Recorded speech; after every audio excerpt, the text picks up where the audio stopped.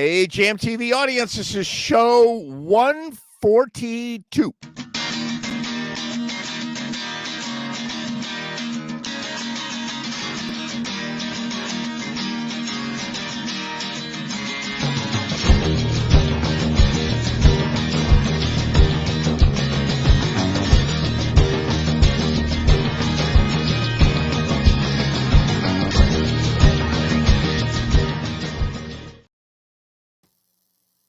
Bowman, how are you?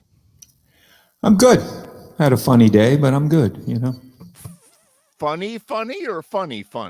Well, you know, Ed, when you start the day with an MRI at 7 a.m., it only goes, Ed, you know, it's funny. We were talking about this, right? We were talking about the MRI. Well, it's like when the MRI is head focused, you literally, there's this thing that goes over your face, you know, that has holes. It's like kind of a cross between Hannibal Lecter and a hockey mask, kind of. I was right there. Yeah. You know, and it's got big cutouts. It's not like a complete mask. But, you know, I'm sitting there, and after about 2 minutes, I'm like, oh, shit, I got an itch on my nose. And then I realized it wasn't the itch. It was like my nose was touching the actual thing, you know. Oh, God. Other than that, you know. An hour left, yeah. What's really funny, other than that, like you listen to this stuff, and you say, like, you know, if I knew the right bunch of cats, you know, like in Hamburg, we could turn this into some industrial German fucking thing, you know? I am way ahead of you. I am sampling the MRI machine. I have recordings that I found on YouTube, and I'm going to put it in one of my little recording doohickeys and make music. I'm going to be Kraftwerk out of the MRI machine. Yeah, because it's like, dang, dang, dang, dang, dang, dang, dang, dang, dang, dang, dang, dang, you know, and you're just thinking like, yeah. If you added a guitar, I found myself writing music to that in my head while I was getting my MRI, my one ever MRI. I actually fell asleep, which is funny, you know, like you just sort of sit there. And I think I might have, yeah. You know, I was in like a place that when the biggest shock of the whole thing was when they started rolling me out, I was just like, what the fuck, you know, like, so I must have been asleep, you know. Right. It's pretty funny. Wow. Well, that's exciting. Yeah, no, seriously, when you told me about it earlier, I said, I'm going to go on YouTube. So I found like a 45-minute recording of an MRI session. Wild. And it is electronic music. I mean, I don't even get what the hell all that is, but it's cool. So, and they have the one thing that sounds, you know, there's one thing that sounds kind of like, you know, a metal ball peen hammer on an anvil, you know, but at very slow intervals. So it's just like dink, dink.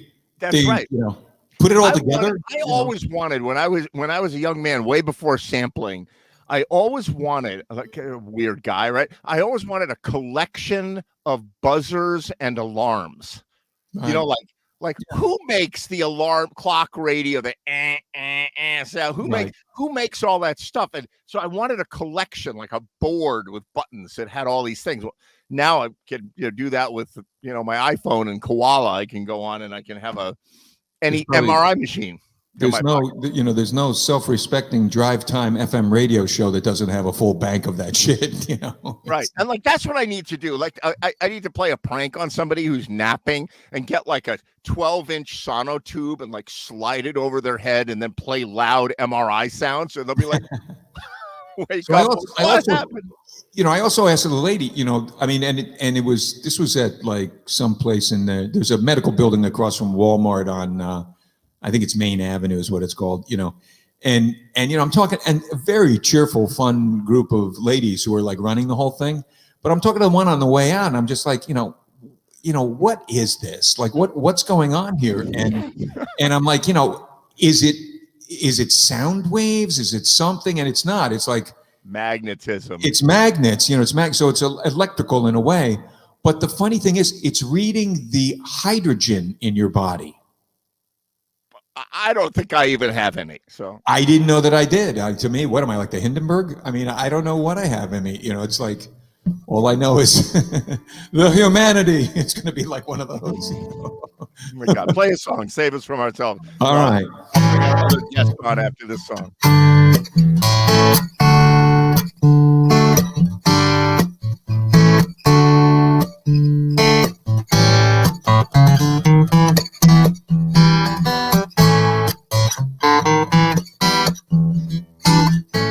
I feel like I'm pounding on a big door, No one can hear me knocking. I feel like I'm falling flat to the floor.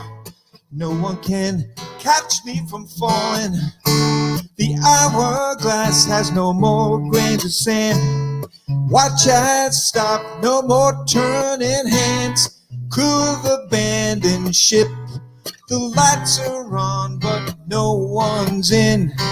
Take to the bridge, throw it overboard, see if they can swim back to shore. No one's in the house, everyone is out. All the lights are on and the blinds are down. Take it to the bridge, throw it overboard, see if they can swim back to the shore. No one's in the house, everyone's out. All the lights are on, but the lights are down. I feel like I'm calling on a telephone. No one can hear me ringing. I feel like I'm running up a steep hill. No one can stop me from running. The hourglass has no more grains or sands. No more thought, no more turning hands. Little hand shakes its fist. My face is hanging out on the spring. Take the bridge, throw it overboard, see if you can throw it back to shore. See if it's in the house, everyone is out and the lights are on.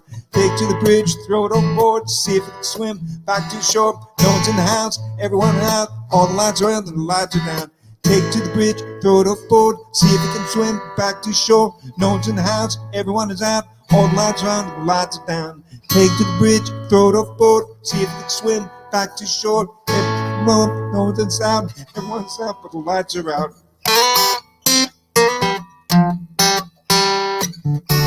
The hourglass is no more grain of sand.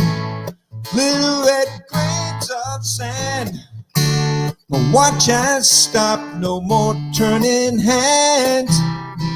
Little grains.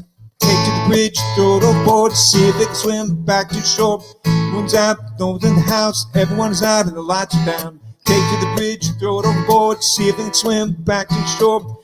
Everyone out, everyone's out, all the lights are on and the blinds are down. Take the bridge, throw it overboard, see if it can swim back to shore. No one's in the house, everyone is out, all the lights are on and the blinds are down. Wow. A mouthful. It's a mouthful. That's tough when you got up for a 7 a.m. Yeah. Wow. Yeah, that's about oh man. Like, you could have dialed the tempo back on that one. Yeah. Is that Squeeze? Yes, it is Squeeze.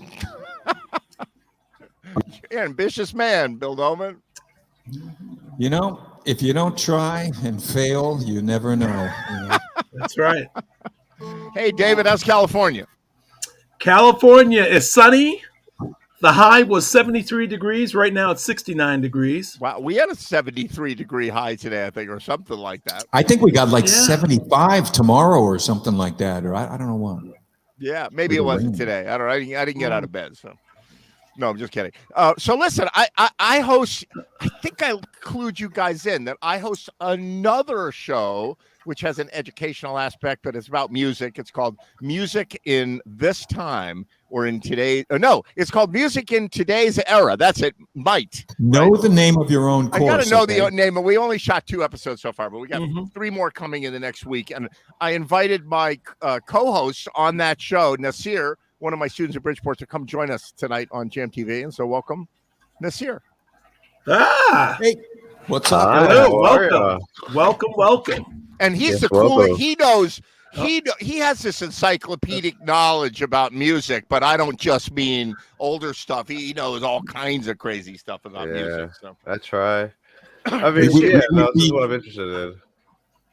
If like your encyclopedic knowledge was just older stuff, I'd be frightened. I would be like, what? Yeah, no, I would. I don't even know. There's just too much older stuff to really learn at this point. Like I compartmentalize all of it. There's like a generational cutoff I've learned. Like I've gotten that good where I'm like, that's when that stopped being that. Like, yeah, this is how it works. We're in class, right? Whatever that is, right? And we get together and I go, hey, how you doing? Hey, have you ever heard of this? And he's like, let me tell you all about it. He teaches me all about it over the next hour, so. Yeah, no, it's just, I don't know. I'm interested in plenty of different types of music. Like, I don't know. I feel like because music is anything. Like I don't really feel like there's anything. There's no such thing as bad music, really. I guess like technically there is bad music, like bad produced music. Funny, but like in reality, it's whatever sounds good to whoever's Bad listening to it. music. Yes, You exactly. know? But that's it. It's subjective. It's like what you like is what you like, and Yeah. like don't try to talk me into the merit of something that if it just isn't my cup of tea, what the hell, like Yeah, doesn't mean yeah. it's bad. It just means I don't get it. That's all. But there definitely is like value in all music, and like it all kind of roots from something. It all has, and like every genre of music kind of have like a community that surrounds it, what makes it so interesting. Like there's always kind of a group of people to go with a type of music. Sometimes, like never in a bad way, but usually in like a kind of generational, maybe like an age way sometimes, or maybe even like a I guess subculture type of way, like a style type of way, like emo rock, like the many different genres of that could be categorized of like what set of bands you listen to the Yeah. most. What tribe are you a member of? Yeah, really. Right. That's what it is. But It's tribalism. People banding together like, I want to find my people, and my people are listening to this kind of weird stuff, and I Yeah, feel comfortable yeah. with it. I don't know though. Like to me, it's like the great thing about music is that you don't have to join a tribe. The music is the Yeah. tribe. Like you can be in that thing, and it's like because I always used to laugh when my mother used to say stuff to me like well, you and your music, and I'm like, Yeah. "Mom, I like Sinatra. I got no problem with Yeah. that. I don't have to be like born in 1700 to like Beethoven. Like it's Yeah, okay. no, that's very true. My grandmother only listened to classical music, Mozart, and anything else, jazz. Can't even listen to it. My mother listened to Benny Goodman and World War II Yep. era stuff. And she told me how awful the Beatles are. Those boys with their dumb haircuts and They'll whatever. never make it.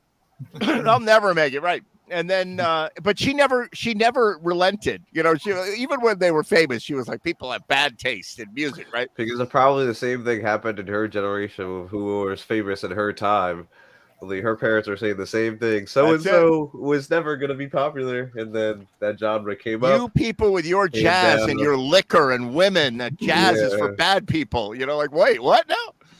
Well, at one point, I'm sure, and it was pretty benign in the jazz world, but Benny Goodman, I'm sure at some point people were like, that guy's like freaking crazy, But Yeah. to me, Benny Goodman was like, that's one genre that I'm not nuts about big band. I'm just not. Yeah. Like I don't mind. I don't mind like Count Basie. Like you need really good soloists to make it not just sound like Yeah. bad blood, sweat, and tears to me. Like it's like. Well, that's funny you say that because, so Tower of Power is one of my absolute favorite bands, and they do Nice. two kinds of music. Here we go. I'm going to get branded now again, saying who I don't like, right? So I love the Tower of Power that does What Is Hip. They're super funking soul stuff, soul with Yeah. a capital S, the Oakland, oh my God, right? But then they do It's Still a Young Man, right? They do all this schmaltzy, no, one for the ladies. And I'm like, Yeah. no, This is don't not do it. the part. This is not the you I like. Right. Like, Blood, not Sweat, one and of the Tears greatest does that bass too, players. there definitely are. I don't know. I feel like that's like an artist specific thing, though. I mean, I feel like because every artist has like a version of them you like more. Honestly, that's so interesting that applies for like every genre, really. I guess, or it's like, but sometimes an artist could be very.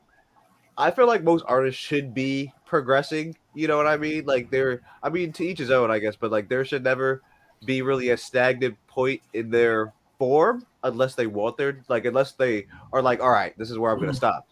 That's why I mean, yeah, I listen to rap. That's why I see rap artists start off a way and they start to experiment, and sometimes people will fall off of them because they're like, I don't like how they don't rap like that anymore. I don't like it. But they're progressing as an artist into they're getting better. They progress with age and with popularity, with different different reasons. I mean, since we're tossing around generalizations, to me, when you talk artists, to me, artist really means you're progressing.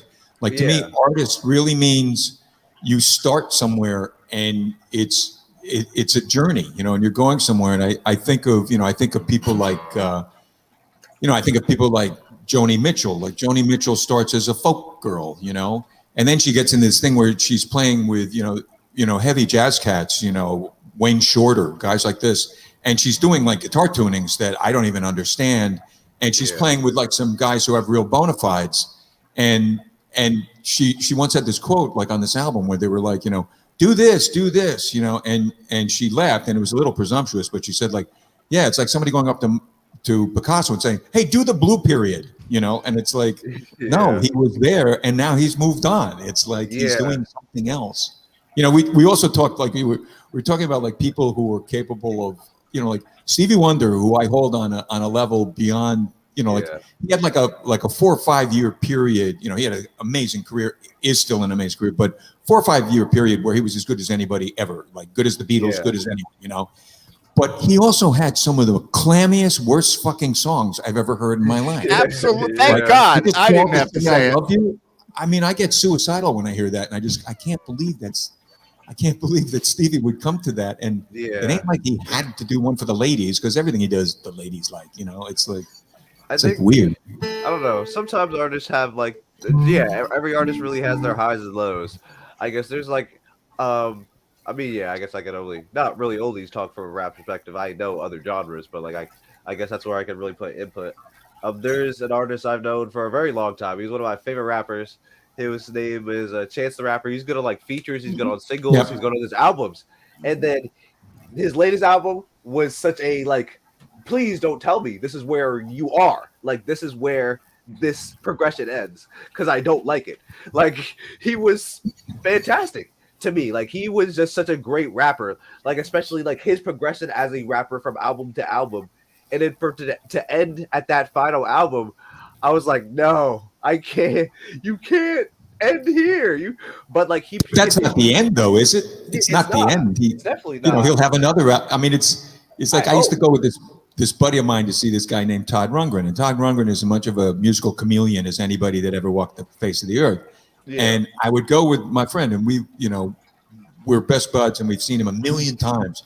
And we go to one show, and coming out, we both look at each other and go like, boy, I'm so glad I was here with you, because it was like, because we got the love, and to me, I'm willing to string along when somebody I like does something I don't really think is awesome. Yeah, that's just real, because you gotta support the artist. The artist is the guy he's discovering, and he's going out and he's trying to, he's trying to do things different. It's like, a lot of people don't want to go out there and do a set of the hits and that kind of stuff. You want to grow, and particularly in hip hop, I would think that's totally true. It's like, honestly, sometimes it's so odd, because it's like almost when an artist will reach a better position in their life, their music will start to decline in quality, which is very odd. Like, they're not hungry anymore. Yeah, you get a little jingle. Well, yeah, or at least sometimes it's not even that, because it's like, or at least what in the terms of like the Chance the Rapper album, like I don't know, it was just bad, but like he had good messages, like the love, like he was in a better point in his life, like for the love for his wife, he had, he stopped doing drugs, he has found the Lord Christ, like he's a better man. Nobody wants that, nobody wants happiness. That's a matter of opinion. Yeah, I guess so. But like, that album, which was talking about that, was so just wow. It threw everybody for a loop, and popular like, artists do that all the time. They come out. The good thing though is he can still drop good singles. Like his singles are still good. Like I've heard him still be a good artist. So I'm like, you're still good. I'm glad, but I was like, don't do that again, please. Like, I don't need more of that.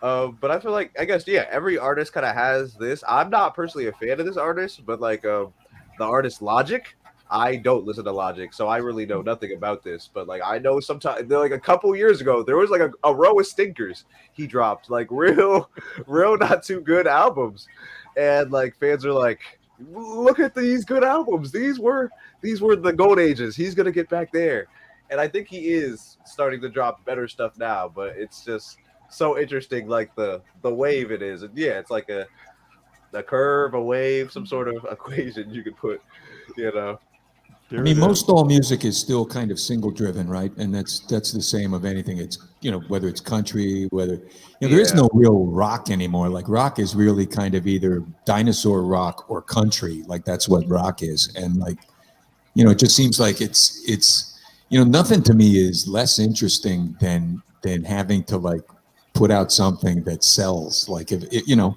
if it does, great. If, you know, if the people that I've always adored in the freaking music business, you know, it never bothered me one moment that nobody else got it, but I did, you know, like it really doesn't bother me.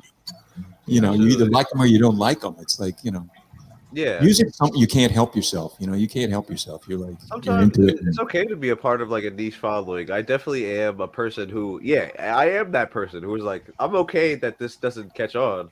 Because sometimes it's, I mean, to me, sometimes when I feel that way, it's because it's definitely peculiar. I guess that's just music. I'm just like, I can see why this is not catching. This is not normal per se. But like, I like it, so I'm gonna continue to listen and hope this artist continues to progress.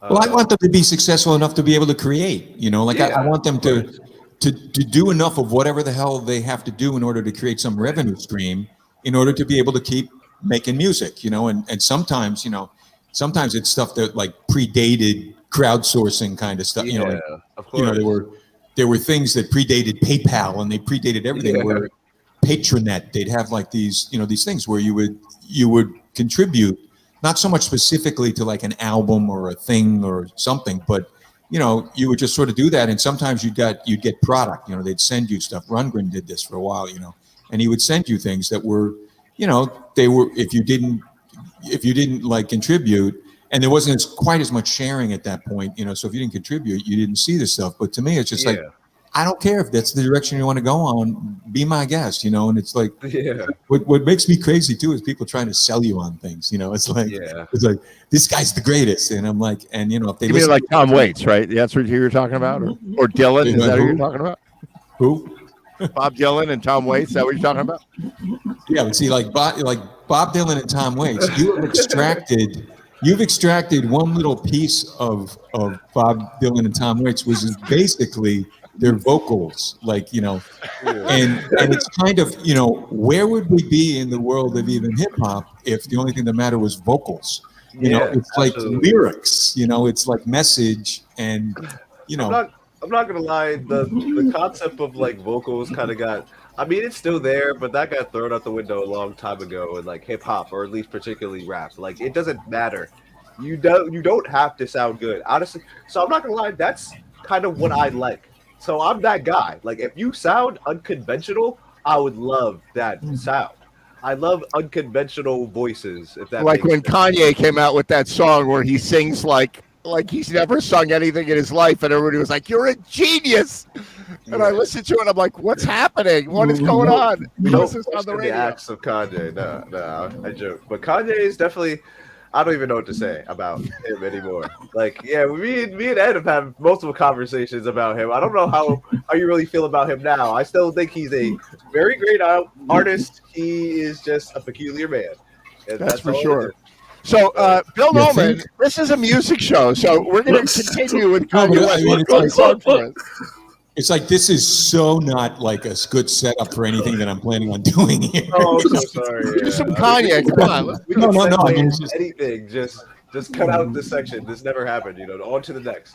we got like around the corner, you know, we've got contemporary and edgy, but we took a wrong turn and we went back to like 1950 or something like that. To like Ray Price and George Jones, which is like country, you know, but. Oh, you tell me that you care, but you're gone, you left me crying. There's no denying you done me wrong. If I could look inside your heart, maybe I would know the reason why you're leaving. You done me wrong. Well, you know that it's not so, and you say you tried, though you know you lied. I never did one wrong thing to you. If you tell me why you went and left me lonely, I miss you only You done me wrong. Did I ever make you sad so you'd be mad enough to hurt me and desert me for so long? And you're telling everyone what you done. You think it's funny. Well, listen, honey, you done me wrong. Well, you say that you don't know. Well, you say you tried. Well, you know you lied. I never did one wrong thing with you. Won't you tell me why you came when you left me here so lonely? I love you only. You done me wrong. That's like the musical non sequitur to the discussion group.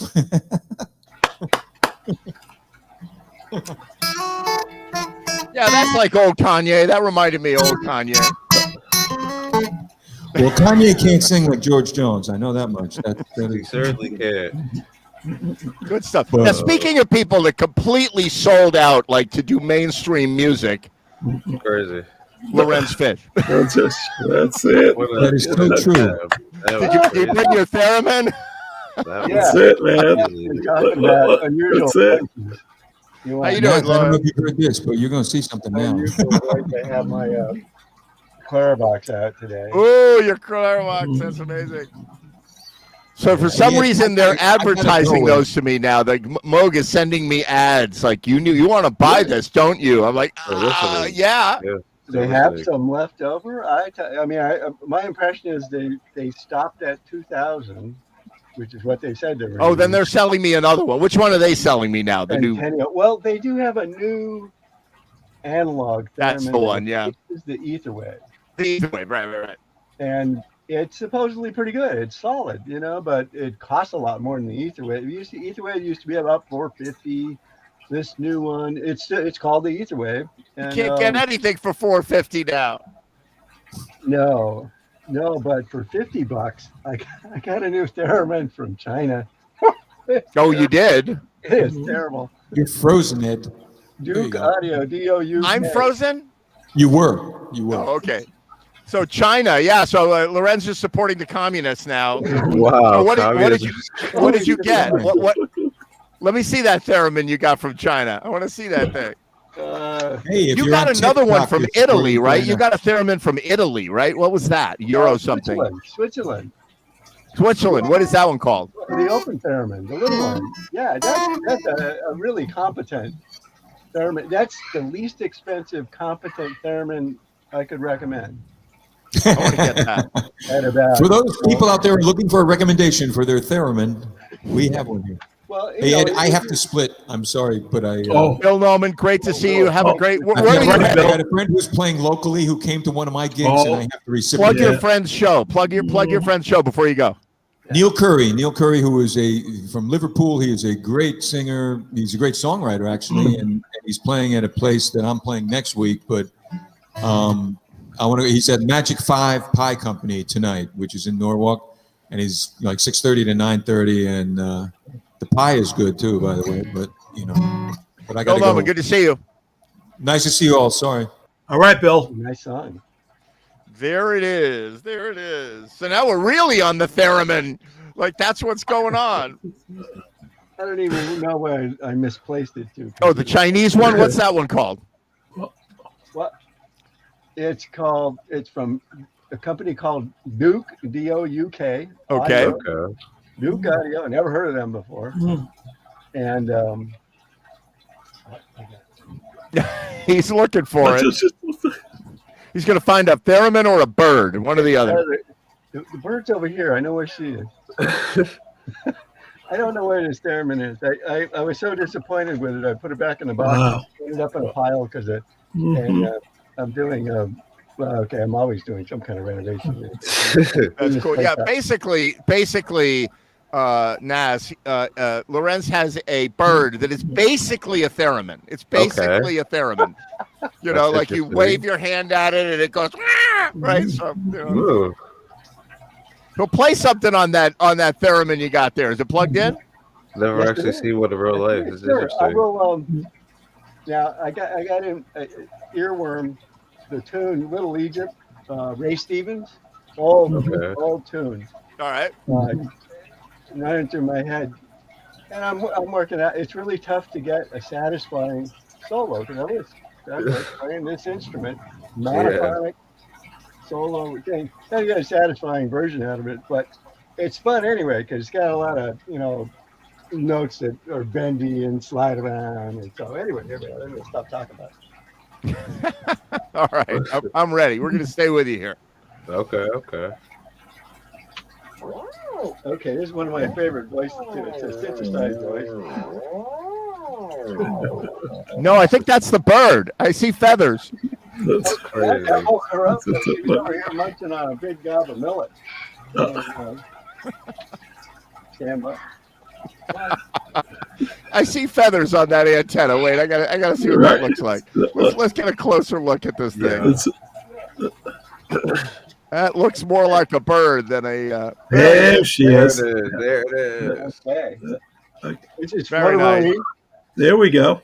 Very She's 32 cool. years old, Oh, Okay. and it's past the bedtime, so it's a little loopy.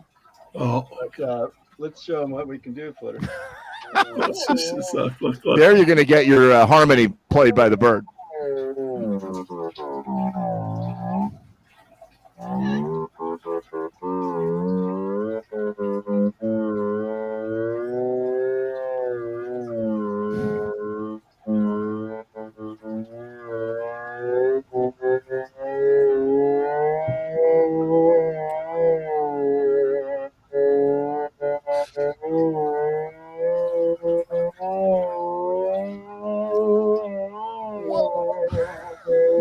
Wow.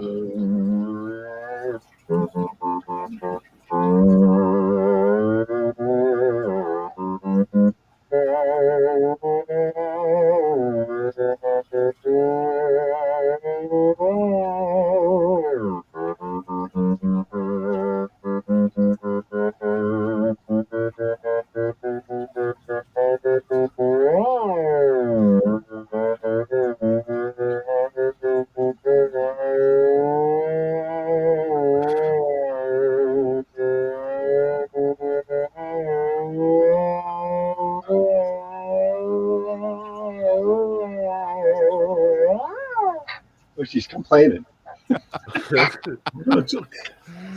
That is the craziest thing ever. No, yeah, that's really cool. I've never seen that. What do you think? She wants to go back to her millet. Pardon me. Oh, That is great. That thing has a very different tone than your other Mhm. theremins. Yeah. Well, this That's one's got, amazing. it's got the traditional side, which is pleasant when it works properly.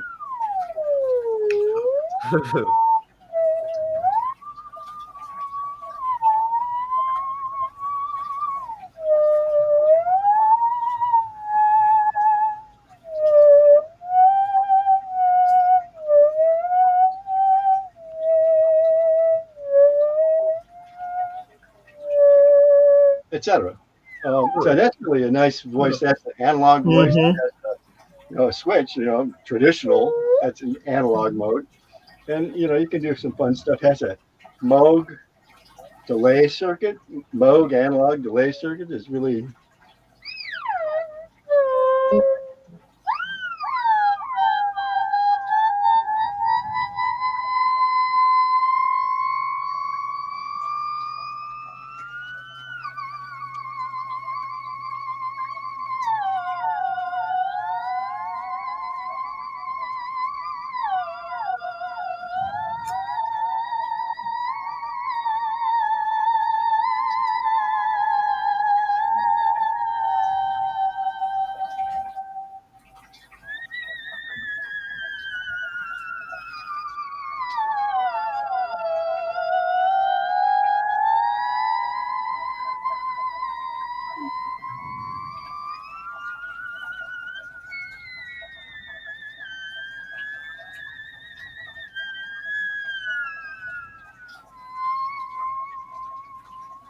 That's sort of a diabolical version of that Sanshan's Swan from the Carnival of the Animals.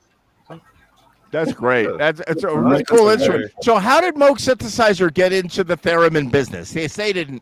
It was That was invented it. by a guy named Theremin like 100 years ago. How did? Yeah, Bob Moog. Moog wasn't even a twinkle in his Bob- grandmother's eye yet. Bob Crazy. Moog, as a teenager in high school, was selling kits from his home to Wow. build Okay. theremins, tube theremins, and got schematics out of Popular Electronics and stuff like this.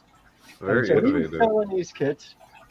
I forget, the details of the chronology. Then founds Moog Music up in Trumansburg, up near Ithaca, and they were building these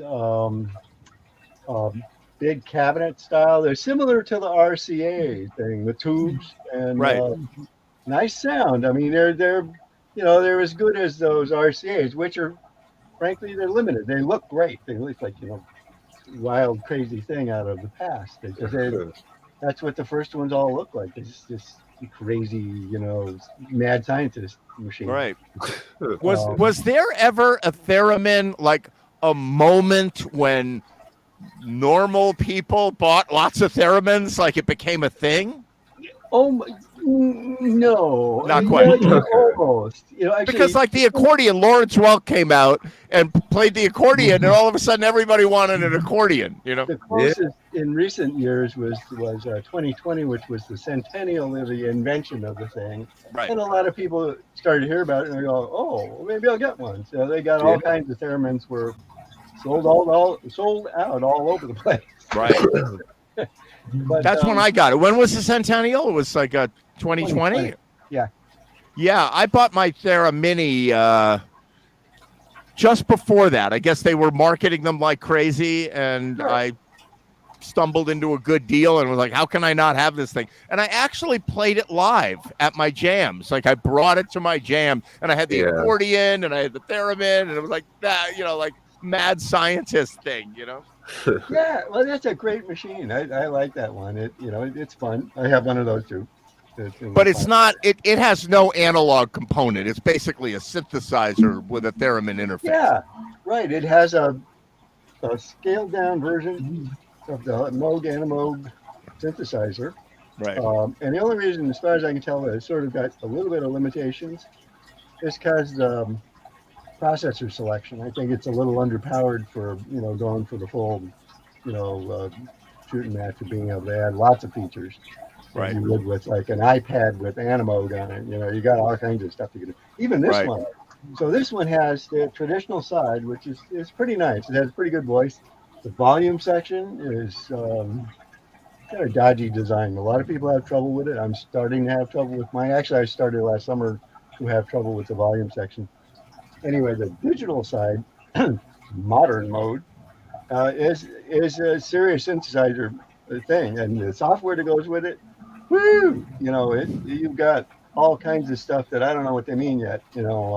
It's too bad we don't have anybody in the studio who knows what all that stuff means. I don't know. Yeah. Because wait, we do now. It's Wow. Lorenz's bandmate, Raphael. Can you hear us? Okay. He looks like he doesn't hear us. Wow. Can you hear us? Nobody's there. I see. Maybe he can't see us. Turn your mic on, man. Oh, Yeah, we can't hear him either. No, I don't hear you. Can you hear us? I don't I think don't think so. you can hear us either. Oh, he I can. think so. He can. Yeah. Strange. We're gonna cycle him out, and then maybe he'll come back in again, and Okay. maybe he'll get it. There you go. Raphael Yeah, so- and I and a woman, Sarah Chandler, are a team called the Theraminos, and we play theremin together, which is as wild and crazy. Definitely very as cool. it can get to be mayhem, but at times it converges really nicely. And at this point, we've been doing that, sporadically for 6-7 years, and they can get pretty good. And that's a group that has how many theremins? 3 theremins? Yes. It gets quite nuts. And we have different theremins too, but often we're all playing the same sort of thing, though. Moog Etherwave, and they're all tuned the same way. So we can't even sometimes tell which note I'm. Yeah, what was I playing that note? Or is that your note? Okay. But You get that specific, you're like, wait a minute, I'm looking at the sheet music here, and you're not playing your part. or yeah, well, who's playing that note? I don't know. It sounds just like my note, or because they do sound very similar. Although Yeah. once we're all, it's just like for practice. We'll all decide to be playing different theremins. I'll be playing my Firelocks, and Raphael might have his Hobbs, or vice versa, and Sarah. Yeah, anyway, they can. All right, let's see if we can get him. Oh, Earth to Raphael, you there? Can you hear me now? Oh, now we got you. Yes. Good. Okay. Nice to see you. We've been talking about your band, the Theraminos. Oh yes, of course. Yeah, that's something that we need to bring back. We haven't gotten together in a while, and Okay. we're very much looking forward to getting back together again and making some noise. Absolutely. That's really cool. Yeah, I'm a big admirer. I've never met you before, but I'm a big admirer because you have a lot of unusual and very extravagant Moog synthesizers and all kinds of really cool That's, stuff. Let's see. That's, Yeah, there's a setup that. Yeah. that's the new Definitely very impressive. thing, and it's funny because it was sitting in my studio apartment in Harlem, this tiny space, and it was all crammed in a corner, but I brought it over to my girlfriend's apartment, which is much bigger. Oh, I'm sure she loved that. Oh, you know what? Actually, it was her who said, "Why don't you bring it over here?" So, She's like, I want to see you once in a while. You're always at your house playing those weird things. Why don't you bring them over here? exactly. Rumor is she plays theremin now. No. Yeah. We're gonna have 4 of us in the theremin. Oh my God, 5. I'm forcing my way into your Okay. group. That's what that is. Awesome. Well, Raphael, I'm gonna bring this. I'm gonna bring this. Oh wow! That's a weird one. Nobody's ever heard of that one. I saw your video though. That is really wicked. I like that. Yeah, You I like got all plugging- kinds of things. I you got plug little. components into it. I got little modular things too. This is Oh, wow. it's upside down. Little tiny modular things. Nice one.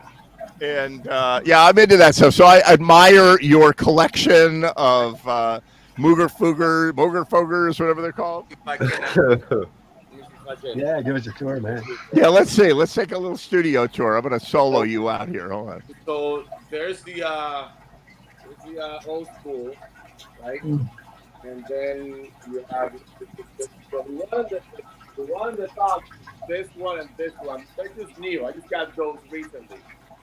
That's great. And then there's all this other stuff here. Yeah, those are great. Those are unbelievable little pieces right there. Oh my God, tell you about it. And then mind you, I didn't get things all at once. It's been years collecting all this stuff. But wow, they're worth every penny. They're awesome. Yeah, they are. They absolutely. I have the software versions of those. Like I'm Right. like a loser. I've got Oh, I'm the loser. I've got the software version of all that. But I love it. Like anything you put into those things just sounds gritty and vintage and wonderful. Absolutely. Yeah, No, it definitely sounds very organic. 2 years back, they discontinued them. So now it's hard to it's not hard, but now they were expensive before. Now they're like extravagantly expensive. Yeah, Oh wow. yeah, absolutely. You know why they're hard to find? You have them all. That's why. It's true. you. The last couple in America, He's got like 70 of them on the table right there. It's like, oh, they're really hard to find. I think they made 70 of them. Yeah, I have them all right here. Just turn around. It's I mean, it was hard work, but it's worth every penny. Absolutely. That's Oh, right. And yeah. I find it very interesting that your job, I think, is tuning pianos, which is like the other end of the spectrum of what's behind you. How did that all happen? Well, I've been a musician most of my life, and I played piano professionally for I don't know decades. And about 10 years ago, I got burned out. I got tired. I said, I need a break. F this thing. I'm done. Holding equipment and then hustling for gigs and rehearsing, and I did it to death. and it was great. It was great playing the music. It was great playing original music to a captive audience. It was nice, but I just got burned out. So, and I was always been interested in the mechanical side of the piano. So at the time, I thought, well, you know what? Maybe I should look into this. See what happens. So I got a course in the mail. They send you a book and the basic tools that you need to get you started. Oh, okay. And I didn't play piano for about 2 years. And by Wow. that I mean not a note, no playing. It was just, getting the intervals and getting the thing going, until I finally started. And I mean, it's been a wonderful thing. Best thing I ever did. That's really cool. Yeah. So I'm a coward. Not only am I a loser for having the software of the Mogurfogers, but I'm a coward, right? So I own the 2 little handles for tuning pianos. I own those.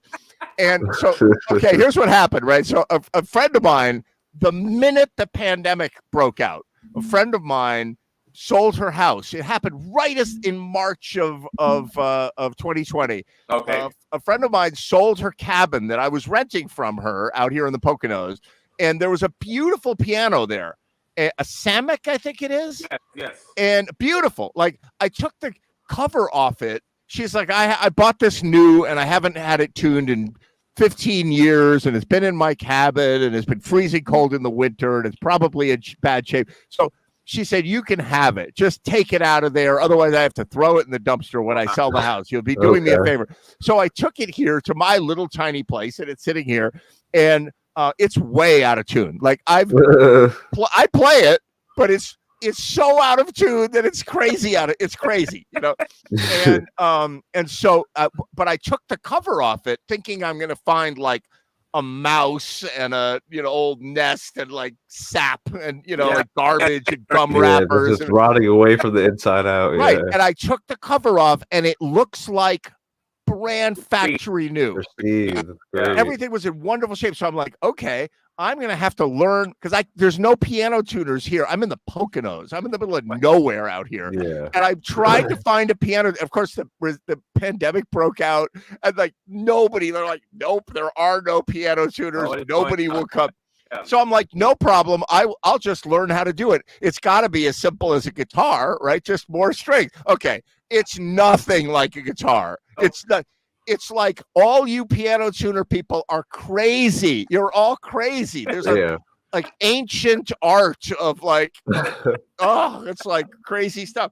I started getting into it, and so I'm so scared to try it that I haven't touched it in 3 years. You should give it a shot. I mean, all you need is the tuning hammer and a couple of mutes that you. I got all that. I bought it on eBay and I got it delivered. It's sitting on the piano. And then I even researched it. Now, this is 3 years ago. There's software for your computer, your iPhone, where it'll help you. You sample the notes in. It's because it's like when the guy that paints the Golden Gate Bridge. He starts at one end. By the time he gets to the other end, the first end needs painting. So he goes back and forth.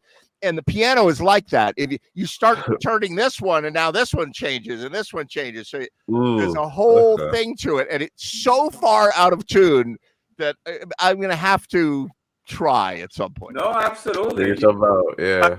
I find myself in your neck of the woods.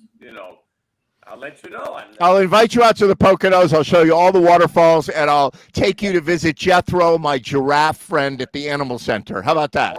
Awesome. Yeah. You and your girlfriend.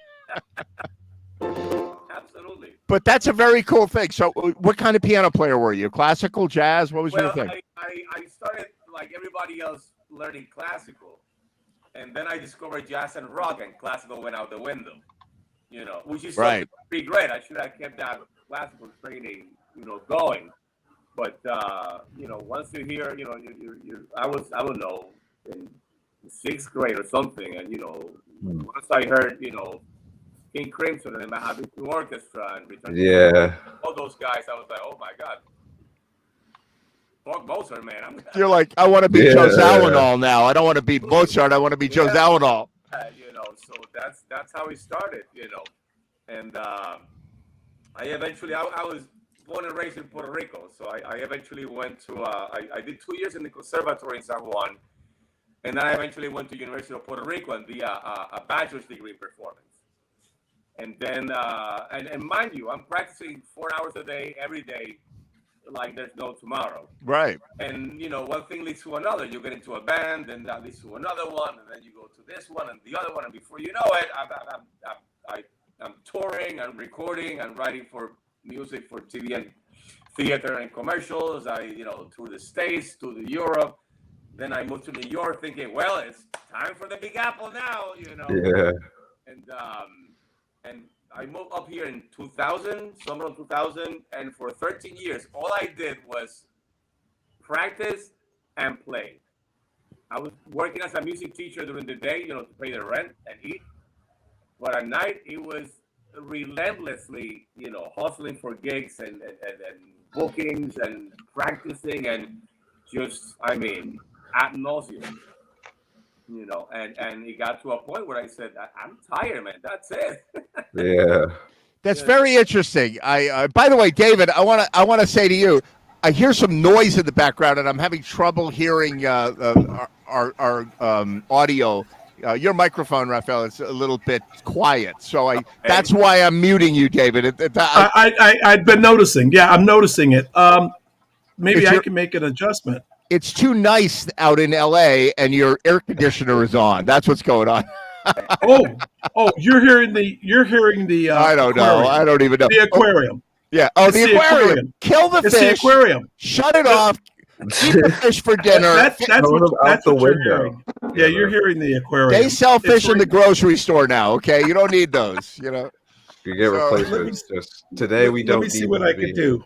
Yeah, but what's interesting is I never started with classical music. I was a keyboard player because my accordion, my homeroom teacher in first grade, on the first day of first grade, played the accordion, and I'm like, that's what I want to play. Right? Actually. It could have been a harp, it could have been a guitar, but Right. and so I got into that and playing popular music, playing the Beatles. It was the late '60s, so Right. playing the Beatles, and then my father took me to Manny's Music in New York and bought me a synthesizer, a Nice. Korg, a Univox, which is a Korg basically. Of course, I remember those. Really, they're selling them now for stupid money, and so I got that, and my love for unusual boxes that make weird noises That was it. took off. But Yeah. then I learned about music and I play in bands. So there's a world of people out there that know me as an Hammond organ player, a piano player, Rhodes electric piano, Hohner clavinet, that kind of thing. Right. And then there's a smaller world of people that know me playing, weirdo little noise making Right, yeah. devices, right? And that I figure like, oh, nobody likes that. I just do that for fun. But I just finished a record project with some famous jazz cats playing modular synthesizers. Wow. Yeah. I'd love to tell you all about that sometime, Rafael. Nice one. But Nice. and so now I'm sort of trying. I had the same kind of break because I was doing 250 shows a year, and then the pandemic murdered it, right? So I didn't get burned out. The pandemic killed me, and now I'm thinking I kind of like sitting in my studio playing my little noise making friends, Yeah. There's some I'm therapeutic. trying to get back into the playing. I go to open mics.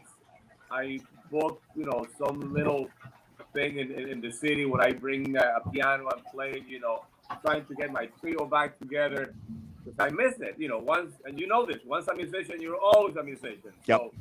So that's never going to die away or go away. And I'm just trying to, try to bring it back. But the piano tuning keeps me very busy. Yeah, and I love your pictures. He puts, for those of you who don't know, reach out to me. You can follow him on Facebook. Every day, 3 times a day, there's an amazing piano all in pieces, and I love your pictures. Thank you. Thank you. And he also has a very like me. I have some weird little art projects, and you like to take pictures of fallout shelters, I think. Yes. It's funny. The other day I was in Brooklyn going for a tuning, and I saw a sign. I'm like, oh, there's another one. and there were some guys in the corner go like, "Well, there he is, documenting the thing," and I'm like, "That's what I do." And I mean, that thing has been an interest of mine since I was a kid. And in Puerto Rico, you would seldom see the signs, Because they didn't have any fallout shelters. They're like, good luck. not at all, Puerto Rico's strategy is, what are you going to nuke us for? We're just hanging out. But especially in Brooklyn, I mean, there's a ton of them all over the place. I know. I went to school in Switzerland for a year, and in Switzerland, every house built after it was already in effect when I was in school there in 1976. I was a kid going to boarding school in Switzerland, and every house has to have a fallout shelter in the basement. Wow. Stocked with food. Yeah. Every house has a machine gun. Every house has a machine gun. And no ammunition. They don't let you have ammunition. Okay. Wow. They keep that in the Just for armory. show, They teach you how to use it. You're all in the reserves. The idea being, if anybody invades, in 20 minutes, they drop the bullets off at everybody's house, and then the invading force is done. Okay. No, the Swiss are very interesting in that sense. We're all in this together. That's right. Yeah, And they look at it yeah. like, go ahead, invade us. We will use your money in our banks to fight you, and we're going to slaughter you. So everybody's like, no, we're not going to Switzerland. No, thank you. Absolutely. No, there's All those something. mountains in the way too. Right. Yeah. And you know what they do? There's mountains in the way. They drill tunnels through the mountains, and they put doors on the end of the tunnel so that you could fit the whole city, like 200,000 people in the tunnel. And there's a hospital, and there's a pinball machine or whatnot. And you could live the They're apocalypse prepared, really. in the tunnel. They close the door and the nukes come in. Incredible. Oh, man. They get 50 steps ahead. The Swiss. Yeah. So, yeah, let's get working on the Theraminos. I want to see that happen. Yeah. Yeah.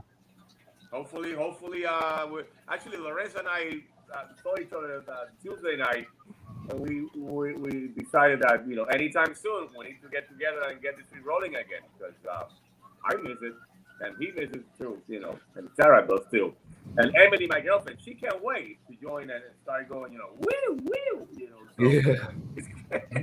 It doesn't take much to catch the bug on the theremin. It doesn't take much, Absolutely.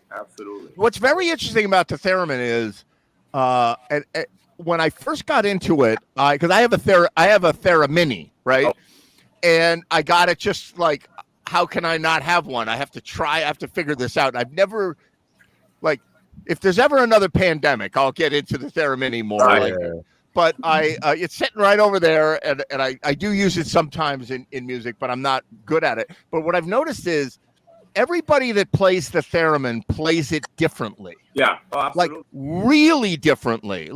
Everybody has their own approach and style and the way they go about it.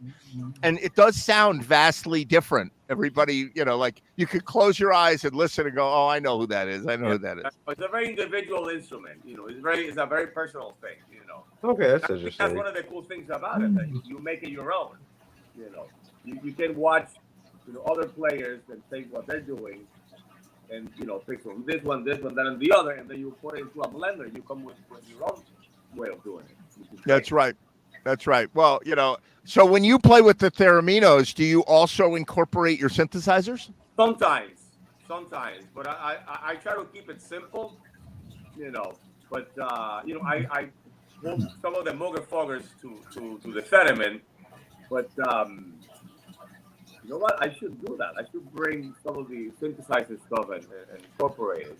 Yeah, that I find that very interesting to incorporate other unusual instruments. So when I was running jams and open mics for a while, and I would invite people to come.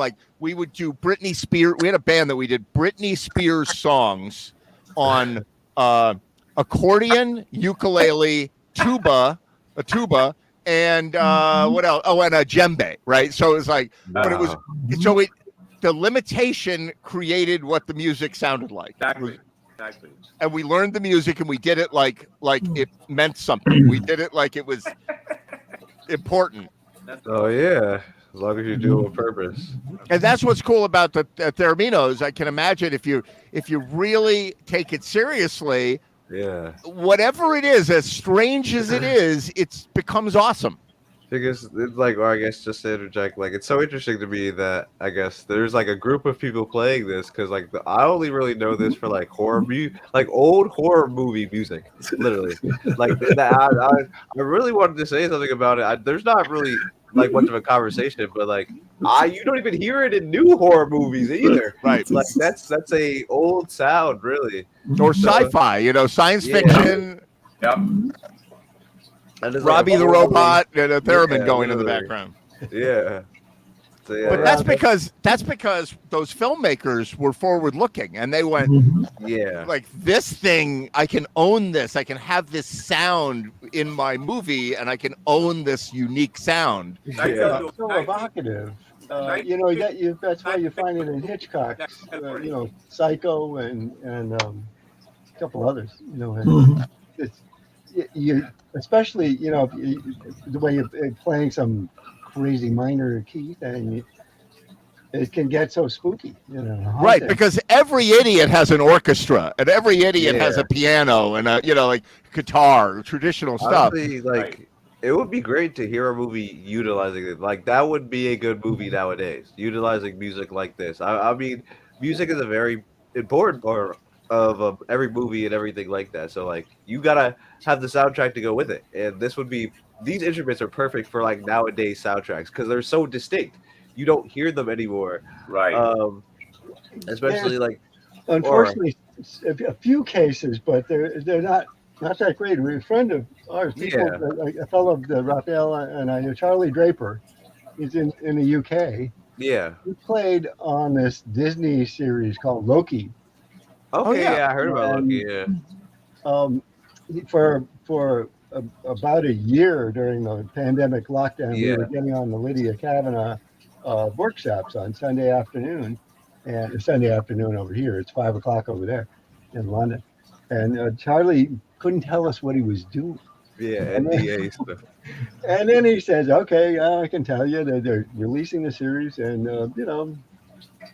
And after the workshop, Lydia's workshop, she'd leave the Zoom open for just chit chat.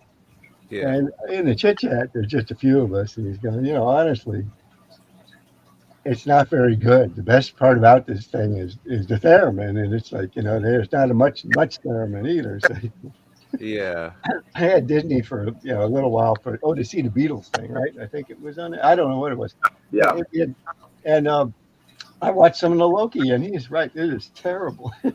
Yeah, a lot of I guess mainstream music sometimes have very watered down like musical compositions with their shows. It's really maybe more like licensed music than really good original music sometimes. Actually, this is really interesting. This is kind of random. I was just seeing. I watched like a really long video about like a British show called Utopia that had excellent music. Like the music I heard from that show, like they use like the music composed for that show for music today, like shows today. They continue to copy it because like the composition was so excellent. I should actually look up the composer because like he has continued to make very good stuff for TV and movies. Like it's so unique though. Is really what it is. Like the way he composes his stuff is very odd yet elegant. Is really what it is. It's very, how would you say, subtle? Maybe would be the right term, or like a lot of the mainstream or like popular compositions of shows are very in your face. Like there's a chase scene. The music is very fast paced with very basic instruments, but the instruments he'll use are very different and strange. But the feeling will be more unique, but you will still get the feeling. You know what I mean? Like it just feels better when you feel like a little bit more effort was put into it to get this feeling or this energy from this music. Right. Yeah, I understand that. You know what? Actually, what's interesting to me about the theremin, I'm going to say maybe this is a bad word in the theremin community, right? Okay. But my theremin, the Theramini, has a kind of like an auto tune feature on it, right? It's correct. pitch correction where you move your finger like this, and now it jumps up to the next note. It doesn't go whoa, it goes right. And like what I'm wondering is if you use the kind of auto tune or some sort of auto tuning software in conjunction with the theremin, do people do that? Yeah. I mean, it depends on what, and a lot of people who are using theremins to drive MIDI. Right. It's going to get quantized by the time it turns into a MIDI signal. Right. Okay. So in other words, it's just sending the notes out. Yeah. But even, basically wherever you have that feature, and these things have it too, you've got the quantization available.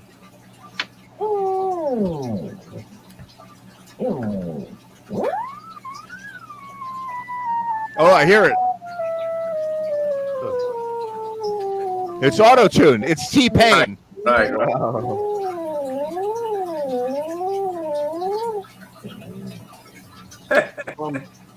You know what? The only time I ever used the auto tune on my Theramini is with that all your bass voice. Oh, right, exactly. Because you're trying to hit accurate notes, right? F minor bass blues scale. Right. A pentatonic or a pentatonic minor. Way down there. Right, because it's difficult sometimes if you don't know the song and you hear the theremin is going woo, woo. You're like, wait, I'm not tracking the melody. Your brain is used to hearing specific notes in specific orders. It's true, and I think that's one of the most exceptional. I think Nancy, you were talking about it. Orchestras. Everybody. With the theremin, very few instruments have a voice that can sustain indefinitely. Yeah. And you can just hang on a note. I mean, if you're good at standing still, keeping that hand still, you can just hang on a note. And that's where, pitch correction can help with that too. But I mean, personally, I never used it except when I'm screwing around with that bass voice. Yeah. Actually, I find it unnerving because when I move my hand, I expect the sound to change. Yeah. Right. And it isn't. And then it goes boop, and then boop. Right. Yeah. You got to be careful with that. By the way, I will say the following because Raphael doesn't know this, and I don't even know if Lorenz knows this, but once in a while on Jam TV, we get like 3 or 4 or 5 bass players on the screen at one time, like Dennis, right? And they start talking about round wound strings and bass guitars. What's the best string for jazz? This is the living hell for a bass player because we have 3 theremin players on the screen. Oh, We're talking about I may end up dropping off. I'm getting real choppy. Would you here. rather have a tube or a transistor in the theremin to create the magnetic field? That I don't know. There are various ways people discriminate, and sometimes the arguments are very real. It doesn't have a genuine heterodyning pitch circuit where you have a fixed pitch oscillator, and the pitch antenna controls the pitch of a variable oscillator, and they're both up in the hundreds of kilohertz. Oh my God! So wait, say it again. What's the technical term? Heterodyning. Crazy. It's a radio term. It was a term because it was much easier to pull. For pulling really weak radio signals, you have a reference frequency, and you can ease your anyway. I love this. We're killing Dennis. We're killing the bass player. That's what's happening. Right? So I've got to say, as a bass player, I actually, back when I first went to college, I went into aviation instrument repair and radio repair and got my ham radio license. So you're basically a theremin player, you're licensed theremin player. Heterodyning. Exactly. Yeah. Those are tube radios. Yeah. Right. I had a Heathkit shortwave. 20 years ago, I could talk to you about which tubes were best, but not now. We have to stick with bass strings. Right. That's great. That is But, great. so actually, let me finish this principle. When you Yeah. got these two different oscillators, and they're up in the hundreds of kilohertz, and you put them together. The superposition is the difference is the difference. It's a beat frequency. It's like, which you know about from all sorts of musical phenomena, right? Like a bass guitar. Yeah, absolutely, absolutely. And so you get your beat frequency, and that's the note you hear out of the theremin. Okay. That's the basic. Does it have a heterodyning circuit or not? The theremin does not, and that's why a lot of people go. Wait a minute. Are you telling me that it's up in the megahertz or gigahertz range Kilohertz. and kilohertz, and you hear the beat? The beating is what you are hearing on the theremin? Yes. That's crazy. If it has a heterodyning circuit. Huh. That's the craziest thing I've ever heard. And the original ones it's were slightly all out of tune. heterodyning circuits. The theremin does not, and actually the new D-Lev does not. The open theremin does. That has an actual heterodyning circuit, and I get this information from some of it from Thierry Frankel, who's a real, theremin engineer geek out in Europe. And he's like, if you have a busted old 40-year-old Etherwave Pro, you take it to him to get it fixed.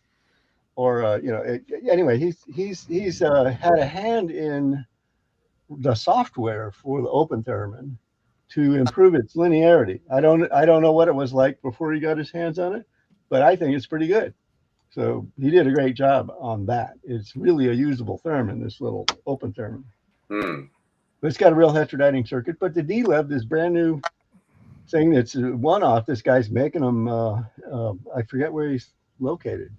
Anyway, it's completely digital, very fabulous design. It's an extensive software to build your voice.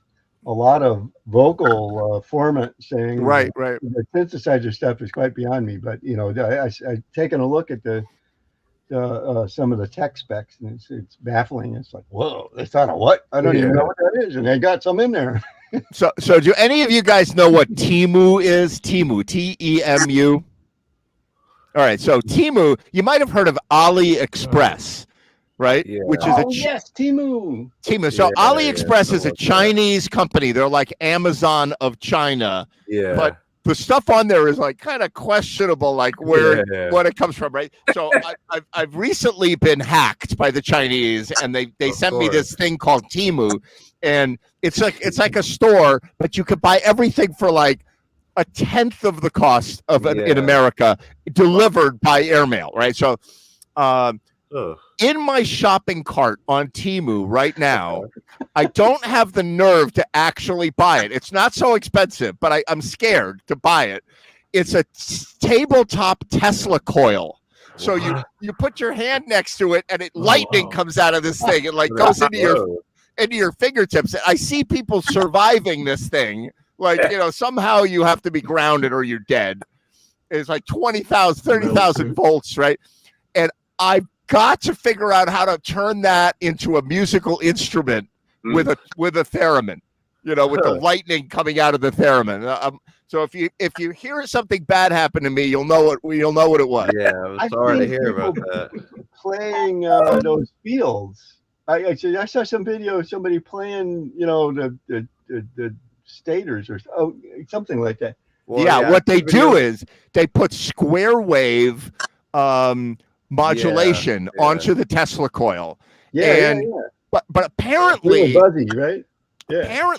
Apparently the Tesla coil, like lightning thunder is so loud because lightning heats the air and it makes a shock wave, right?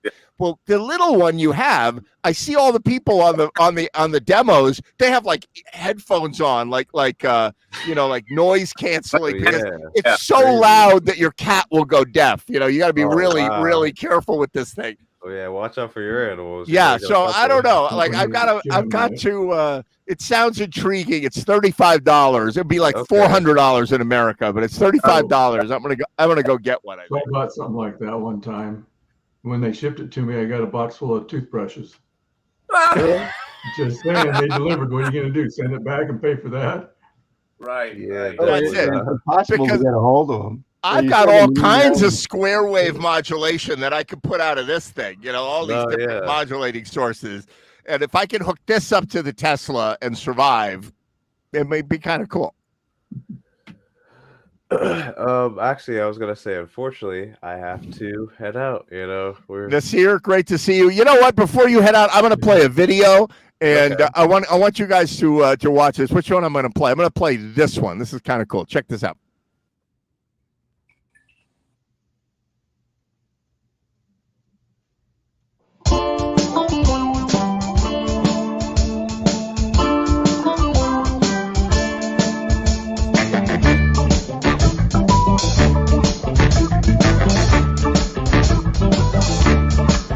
You see, you've been getting on so good, so proper for so long. No, you never hurt me. No, you never gone and done me wrong. I know that something ain't just no good, but you always do exactly what you should. So tell me, how do I let a good man down? How do I let a good man down?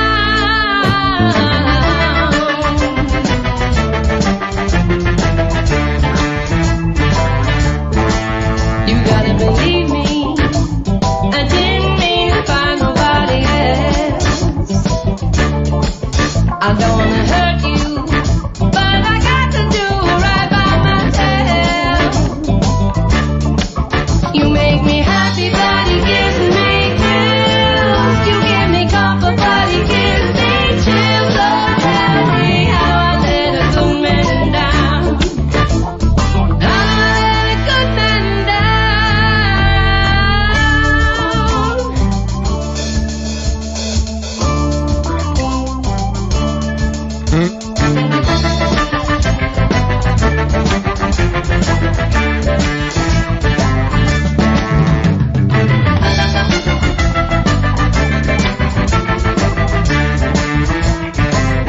I know that it's crazy to walk away from such a good thing, but I'm on a gamble, and I bet that this ain't just no thing. I can't have my cake and eat it too, so I gotta get up and walk out on you. Oh, tell me, how do I let a good man down? How do I let a good man down? Oh, how do I let him down? Tell me how. Tell me how. How do I let him down? Oh, how do I let him down? Tell me how. How do I let him down? Oh, how do I let him down? Tell me how. How do I let him down? Tell me how. How do I let him down? Tell me how. How do I let him down? Tell me how. How do I let him down? Tell me how. How do I let him down? Tell me how. How do I let him down? Tell me how.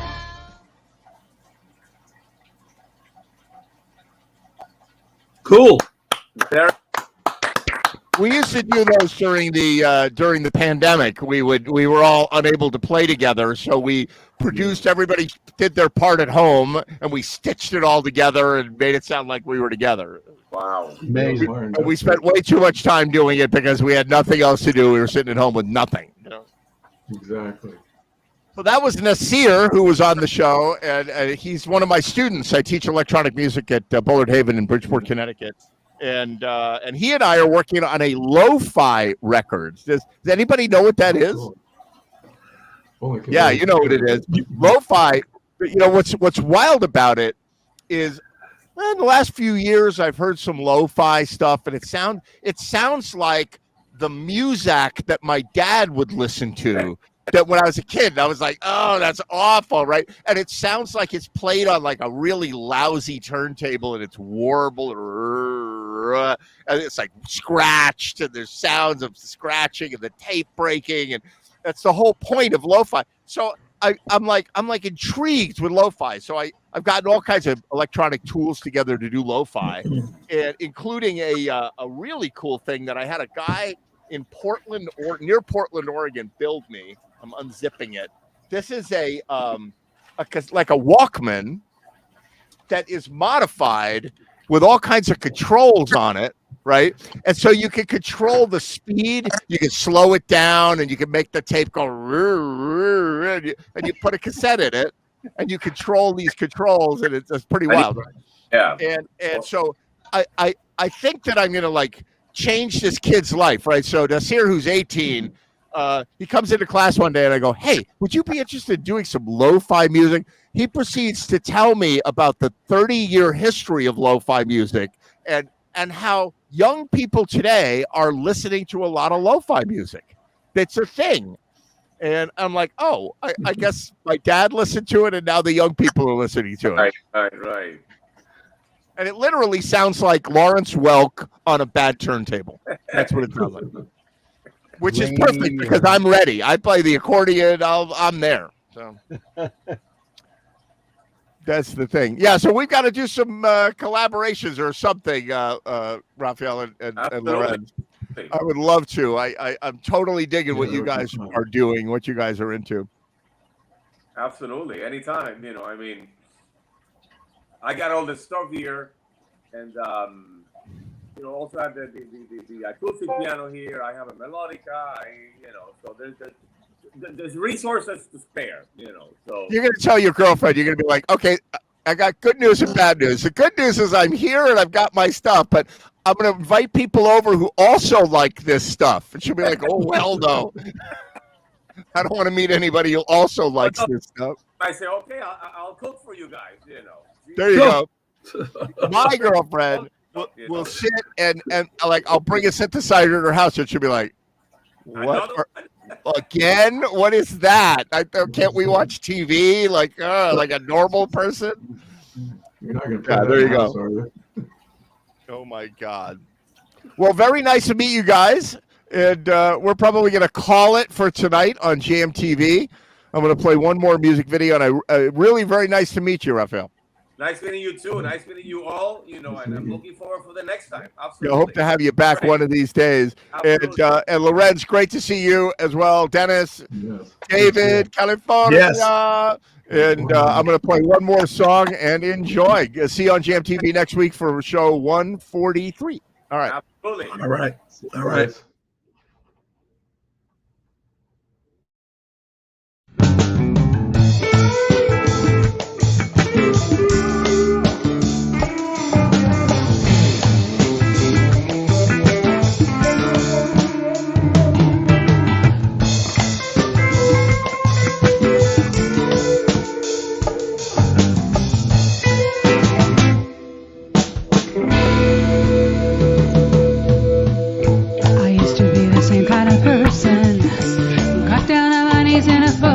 With everybody else who was praying, asking for everything.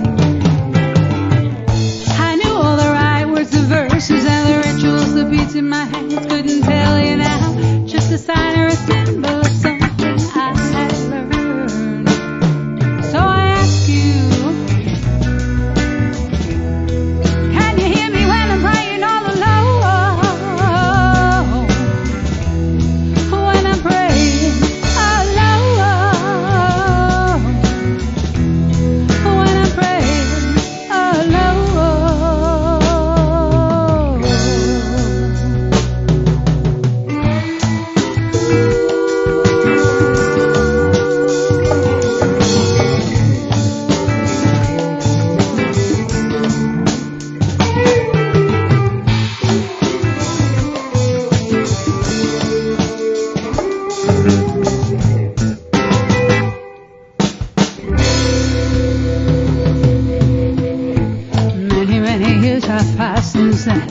I found another way of doing the same thing. Only now I really know what I'm asking of you, but there's no one around. There's more understanding in what I say. I really need you now.